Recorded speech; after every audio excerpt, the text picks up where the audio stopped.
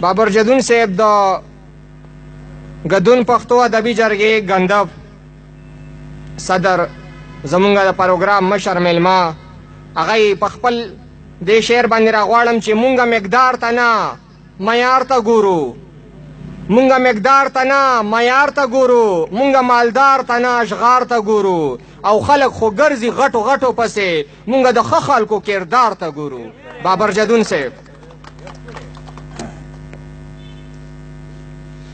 ظریف خان صاحب ډیره مننه. د ټولو ناول خو زه د عجیب المنصور ادبي کلتوري غورځنګ او د پښتو ادبي تړون مرغوز صوابۍ د ملګرو یو جهان مننه کوم چې موږ ته بلنه راکړه چې د پښتون شولې بارټې ماتې خپې د پښتو مې شوې چولټې باتې او موږ په دغه باندې فخر کوو، موږ په دغه باندې فخر کوو ټوله ورځ غره کې چې کړو ګټې ماتې.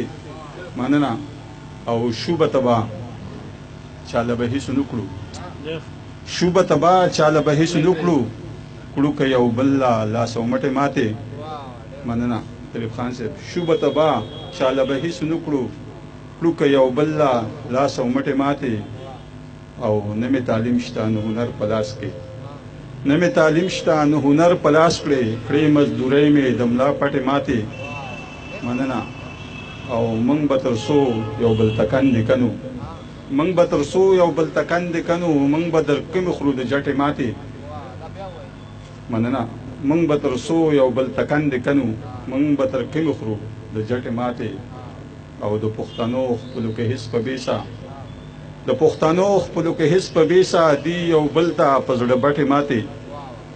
او بابره شرم د پښتون نه لاړو، بابره شرم د پښتون نه لاړو، وخوړې مونږه ډېرې غټې ماتې. ژوندی په مړو کې حساب یم، په ژوندون داسې یم، په زړه کې کباب کباب یم، په ژوندون داسې یم. او نه چا را واخیستم نه چا را سره مینه وکړه. پاک صاحب.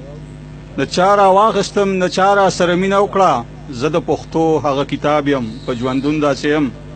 مننه.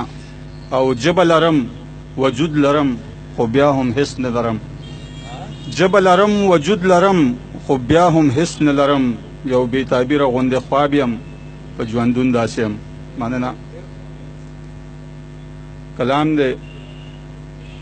په دنیا کې څومره زور یې راله راکو، په دنیا کې څومره زور یې راله راکو، ژوند یې راکړو خو په پور یې راله راکو. او زه خو ځانم د جانان چې لیونی شم، زه خو ځانم د جانان چې لیونی شم، د صحرا د سیمې لورې راله راکو. مننه. او په پښتو کې مې پختۍ کړې خپلې ماتې، په پښتو کې مې پختۍ کړې خپلې ماتې، چې پښتونو ما پیغور یې راله راکو. مننه. په پښتو کې مې پختۍ کړې خپلې ماتې، چې پښتونو ما پیغور یې راله راکو. او په خپل کور کې له بچو سره ویریږم، په خپل کور کې د بچو سره ویریږم، چې تصویر د سړي خور یې راله راکو. مننه. او کړم بخلاص د خپل وطن له غلامۍ خو، کړم بخلاص د خپل وطن د غلامۍ خو، که پښتون د اوږې رور یې راله راکو. مننه. کړم بخلاص د خپل وطن له غلامۍ خو، که پښتون د اوږې رور یې راله راکو. او چې په کاروم د مغولو د سر تاجم، چې په کاروم د مغولو د سر تاجم، چې خوشحال شومه نو تور یې راله راکو. مننه. چې په کاروم د مغولو د سر تاجم، چې خوشحال شومه نو تور یې راله راکو.